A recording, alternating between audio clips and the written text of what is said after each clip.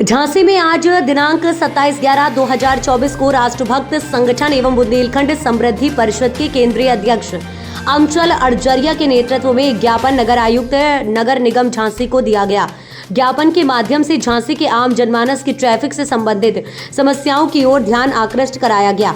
ज्ञापन में कहा गया है कि झांसी महानगर में व इससे सटे ग्रामीण क्षेत्रों में जहां पर नगर निगम की सीमा भी नहीं है, वहां पर भी कैमरे लगाकर ओवर स्पीड के अंधाधुंध चालान किए जा रहे हैं, जिससे ग्रामीण क्षेत्र व शहरी क्षेत्र की गरीब जनता को बामुश्किल दो जून की रोटी का जुगाड़ कर पाती है व जिनकी आमदनी 30,000 रुपए से नीचे है, उनके एक माह में से 3 से 4 चालान 3 से 5,000 रुपए के कर दिए जाते हैं।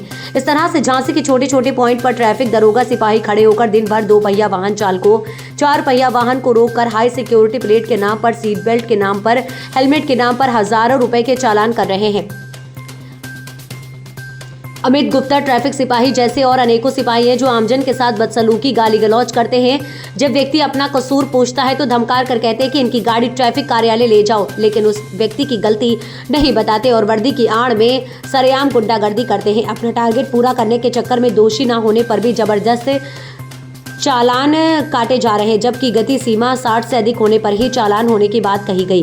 इलाइट चौराहे से सुंदरीकरण के नाम पर लाखों रुपया लगाकर चौड़ा कर दिया गया है। इससे प्रतिदिन जाम की स्थिति रहती है।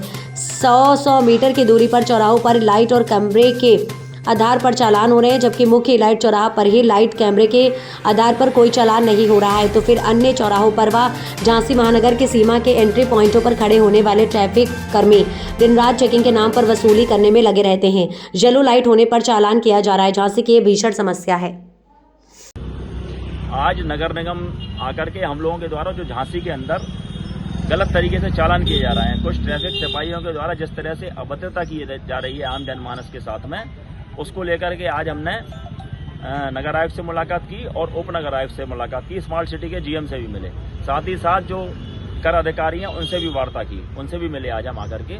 और जिस तरह से जो वादे किए गए थे कि चालान 60 की स्पीड के बाद होंगे, एक तो ये है, लेकिन 20-30 की स्पीड पर लोग निकल रहे हैं तो भी चालान हो रहे हैं। एलाइट चौराहे का जो सुंदरीकरण के नाम पर करोड़ों रुपया ले लिया गया और उस पर लगातार जाम लगा रहता है। वहाँ के कैमरे में कोई चालान नहीं आता। छोटे छोटे चौराहों पर कैमरे जो लगे हैं उनके माध्यम से ई चालान की व्यवस्था की गई है, जिससे झांसी का आम जनमानस बहुत ज़्यादा परेशान है। इसको लेकर के हमने पूर्व में भी प्रदर्शन किए थे और 1.5 लाख चालान रुकवाए थे।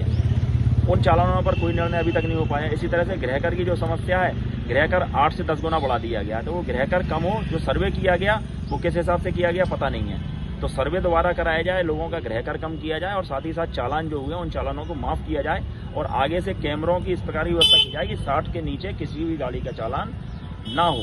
इसके साथ ही साथ हमको जो आज ज्ञापन देना था, बांग्लादेश में जो हिंदुओं के ऊपर अत्याचार हो रहा है उसको लेकर के, तो सरकार ऑलरेडी जाग चुकी है। भारत सरकार के द्वारा कल ही बांग्लादेश सरकार को चेतावनी दी गई है कि इस पर आप ठोस कार्रवाई कीजिए। इसलिए उस ज्ञापन को देने का कोई महत्व अब नहीं बचाता, इसलिए उस ज्ञापन को हमारे द्वारा कैंसिल किया गया।